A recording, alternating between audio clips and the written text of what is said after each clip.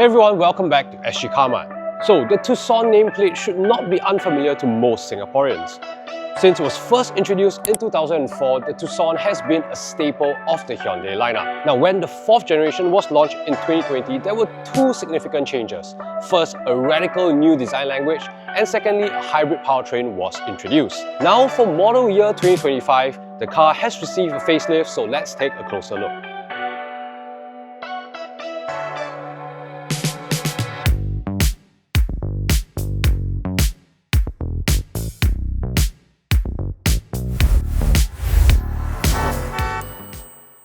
Now, before we continue, today's episode is made possible by Sgcarmart Smart Loan.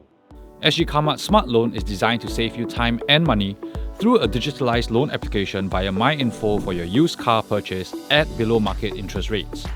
For a limited time only, get $500 cashback and a 6 months Kinto membership worth $1,200 when you apply for a loan today. To find out how much money you'll save on a used personal or private hire car, click the link in the description below. Now, back to the review. Now, with this facelift, the Tucson has been lightly restyled, but one of the big changes is that it's now offered in this N-line trim. So, with this N-line trim, you get some N-line specific parts, right? So, the grille is slightly different, you get blacked out parts like the front lip, and of course, you also get N-line badging. Now, on this N-line variant, you also get model-specific rims with this N badging, more N-line badging, and also specific to this model are these roof rails. The Hyundai Tucson Hybrid N-Line is priced at $242,999. 1.6-litre engine pairs with an electric motor, and the hybrid drivetrain outputs a combined 212 brake horsepower and 367 Nm of torque. The 6-speed transmission brings the car from 0 to 100 km/h in 8.5 seconds. The Hyundai Tucson N-Line has a claimed fuel consumption of 15.2 km/L. For more details on the Hyundai Tucson N-Line or any other car, head on to sgcarmart.com to help you make a smart choice on your next car.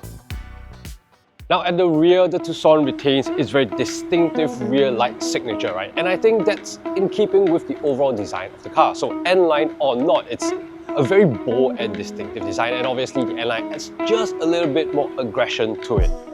Now, if we open up the boot, here we have a 620-litre boot, and I think that's quite a good size, right? So it will fit multiple of these big luggages, and it will just about fail the anti-choy length test.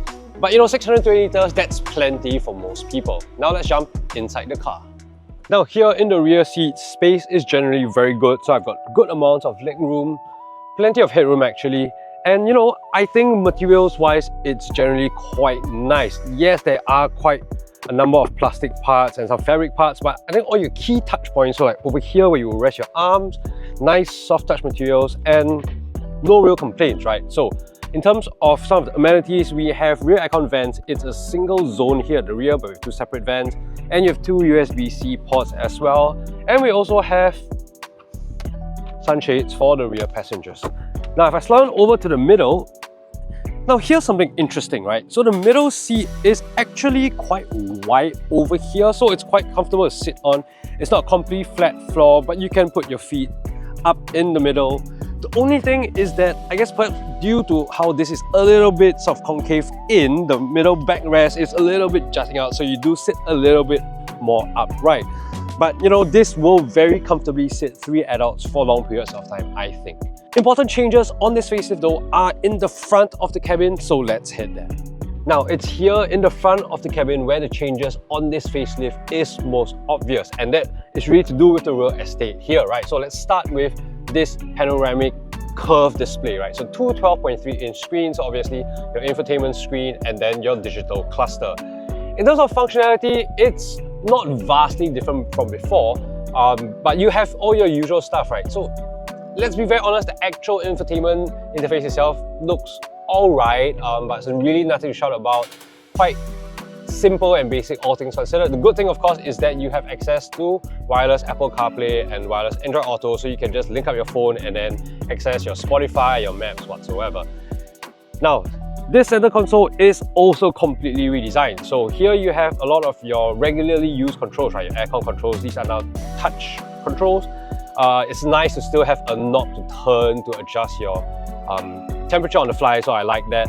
And this whole center area. So the big thing that's missing now is your gear selector, and that means that it actually frees up new space, right? So there's a big wireless charging pad here, you have your cup holders, you have a big storage area here as well. That means though that the gear selector is now over here, and I'll be honest, I still have mixed feelings about this. I think it's fine, it does its job, but sometimes it can be a little bit awkward to reach there and turn, or if you're a little bit fidgety, your leg might bang into it for no good reason. But all things considered, it's a very nice space, it's comfortable, it feels quite high quality, so no real complaints. Now, on this N-Line model, you also get some additional equipment. So let's quickly run through a few of them, right? So we have the wireless charging pad, as I mentioned earlier. We have a Krell sound system. Your ambient lighting is on this model as well.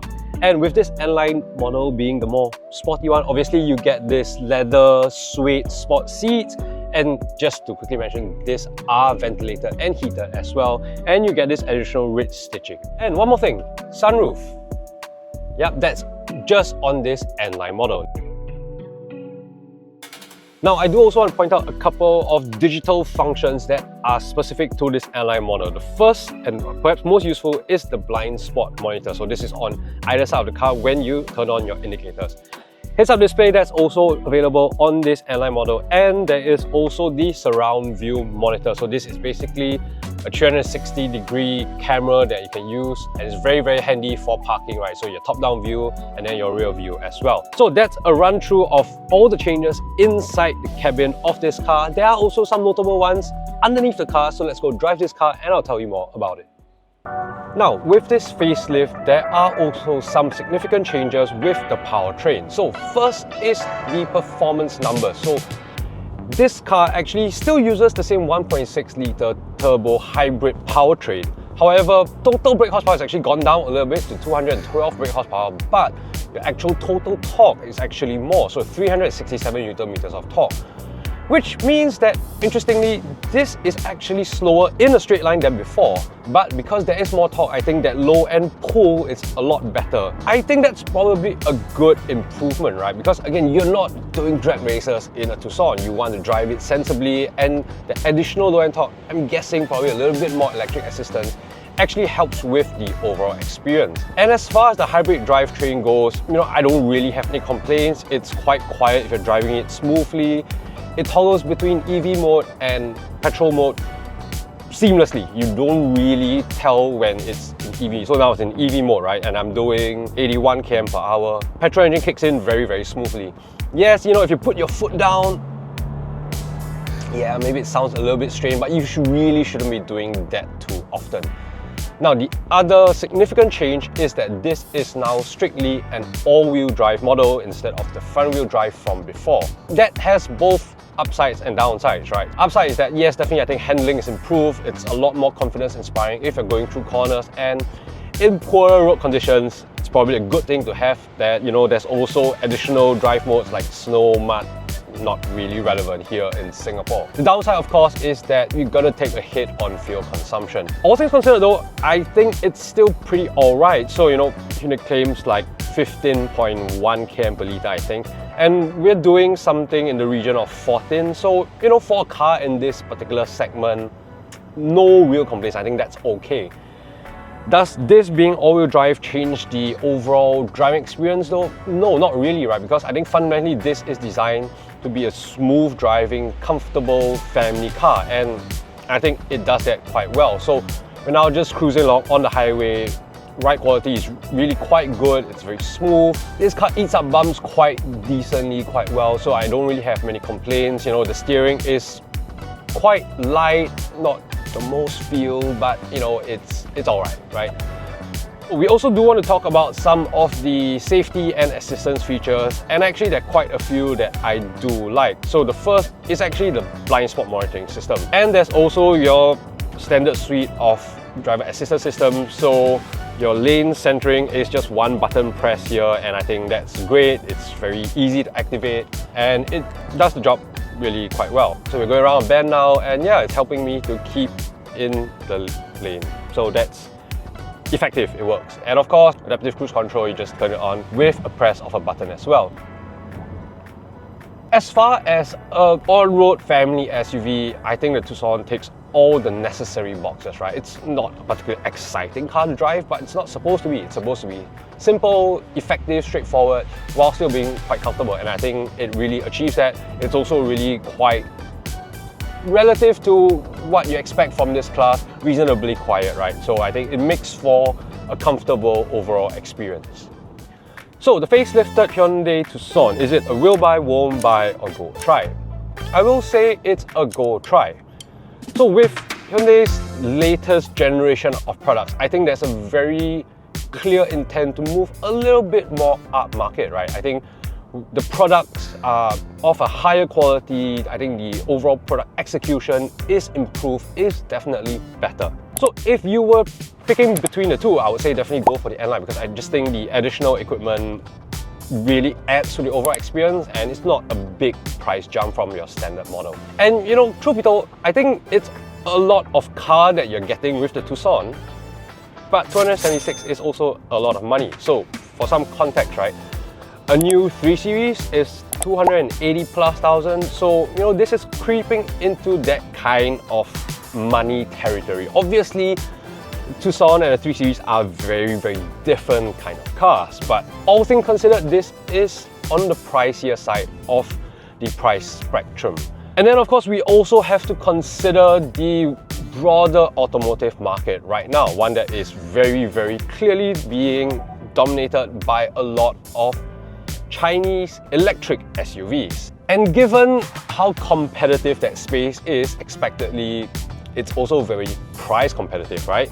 And let's be very honest, most of those cars, whether in this similar size segment or not, are going to be quite a bit cheaper. But they are also, again, a different kind of proposition. They are electric, and you know, that has your incentives, etc, etc.